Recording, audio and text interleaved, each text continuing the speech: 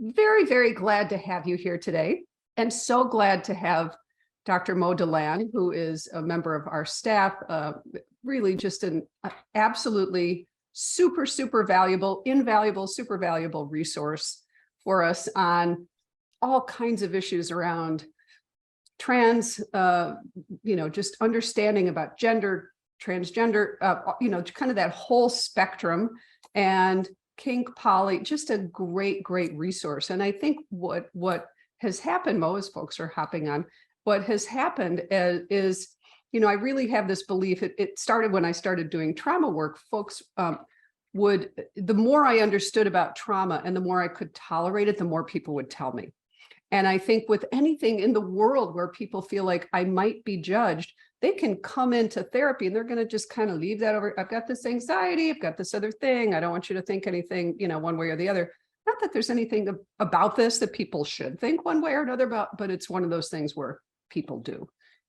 Used to be being queer was that way. It was, there's always going to be something where in the social world, people are like, I don't know. So anyway, I as we have talked more about these issues and learned more about them, I've noticed people are more forthcoming. I had somebody just say to me yesterday, is it okay if I tell you something? I see that you're having this webinar. And it was somebody I work with. She's like, yeah. And I said, I haven't told you this yet, but blah, blah, I'm a part of the kink community. It's like, that's fabulous. Yay, thanks for telling me. So it just kind of made me think that is super, super valuable, even if we think, well, this isn't my specialty. This isn't really what I work with necessarily.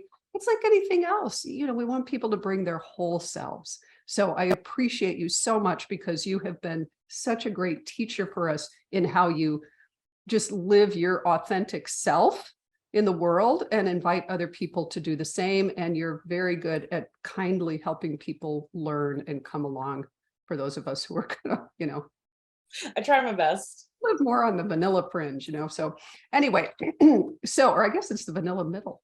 I don't know. Anyway, so good morning. I think we have a good number of folks on here who are probably going to be joining us today. So I am so delighted to have Mo here with us today. As I said, for anybody who just hopped on, you didn't hear this, but Mo is a super knowledgeable, valuable resource for us. They are a very valuable member of our team, a wonderful teacher, and so delighted and appreciative to have you here today. And Mo uses they, them pronouns. So again, if you have a question today, please put it in the Q&A box, not the chat, because I'm not going to be looking at both. I'm going to be trying to listen, and I'll monitor the Q&A. We'll answer questions as they come up. So let me tell you about Dr. Mo. So Dr. Mo is a graduate of the Illinois School of Professional Psychology and is a postdoctoral fellow with us at the Juniper Center. Much appreciated. Over their career, Mo has worked in a variety of areas, including complex trauma, severe mental health, and behavioral issues. They focus their practice on sitting with clients and understanding the client's truth and perspective. And that's what we're doing here today, using sessions to help explore their inner selves through processing and being allowed a positive space to best understand their needs. So areas of specialty are trauma recovery, anxiety and coping skills, emerging adults, poly and kink knowledgeable therapy, severe mental illness. And Mo, you've also been really diving into the dissociative end of trauma. And I think your expertise there. I will probably end up presenting something, would be my guess, but because I have coined kind of that altered reality, which I have lumped several kind of pieces in with it. So it's fabulous. Well, we'll I need to add that to my class list. Now I'm like, oh, I do want to teach that. Like, right? Fabulous. Well, we're glad to have you here today. If you have any questions, again, in the Q&A box, but Mo, I am going to turn it over to you. Great. I have my own little spiels just because it gets me going, like figuring it out. So I am Mo. As Margot said, I use they, them pronouns. If you were talking about me after this, you would go, I went to Mo's presentation. They taught me some really cool things. Great. I like to answer questions as they come in. I would much rather answer questions, make sure people aren't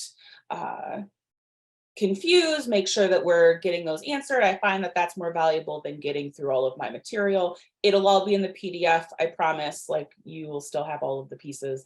Hopefully it will be good. I will also say that I am not a neuroscientist. I am not a medical doctor. I'm not a neurologist. Information I'm presenting is based on my knowledge of a doctor of psychology. So I kind of have a breadth of knowledge, but maybe not a depth. So I can answer based on like kind of what I know, but I couldn't tell you exactly the medical pieces. So if that is more your bag, my apologies. We will start working through it. So the first thing that I try to start this off with is this quote that has come out of some medical discourse and some of the research is, there's a tendency to consider anything in human behavior that is unusual, not well known, or not well understood as neurotic, psychopathic, immature, perverse, or the expression of some other sort of psychological disturbance. So how that has manifested in the kink community has been more that folks think that immediately that it's like childhood trauma, emotional abuse, that there was something wrong with them. And while like there are folks, and I will hopefully get to it, that we can use kink to heal trauma, this is not an overarching reason. People aren't broken or something wrong with them because they engage in kink. Most of the time, they're doing it because something feels nice about it, as we'll find out. So what happens when we engage in these pieces? So we are going to go through kind of as an outline. We will start with some neurological components, talk about some condition components, relational closeness, and then healing trauma pieces. So there is a very cool Science of BDSM researcher. They have a huge program that they have been running. They do research all of the time. Dr. Saragrin is phenomenal. And they talk about how stress releases cortisol and endorphins. Usually it is a combination of dopamine, adrenaline, and serotonin. So what this ends up doing is, as someone is preparing to do something in kink. So in kink, it is called a scene. So when you and your partner are doing something together, it is a scene. So as you're preparing for this, as you're waiting to start, people tend to find that our cortisol starts to spike for both parties involved, that we start to get those good chemicals moving, and we kind of prolong the anticipation. Like, as we keep moving, it will still keep going up. Like, there isn't too much of a cap. It will just keep going to that chemical high. So as I had said, so Dr. Saragrin from the Science of BDSM discovered in 2009 in his study that cortisol levels increase in both submissives or bottoms, I will end up using bottoms, and decrease in tops over the course of the scenes. So as you are going through, all of these endorphins, cortisol, dopamine, all of these feelings are increasing in the person who is more of bottom leaning, and they decrease in the person who is top leaning. So usually top is the person doing the acting, bottom is the person receiving the acting. So it tends to decrease and increase for those. As the cortisol builds, we continue to release the initial endorphins. So bottom is still getting these really good feelings. And as they increase, which is pretty cool, is that endorphins bind to opioid receptors, which then decrease pain. So what you find a lot in the kink community and doing these scenes is that you need to have a warm up. You need, similar to like when you're exercising, you need to kind of work out your body. So as you are doing your scene, if say somebody is spanking you, you have to warm up, or you cannot take something very aggressive.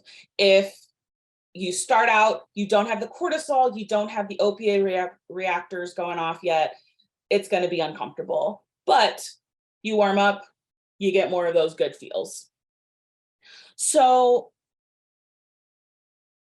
that is my word of the day, apparently, is so.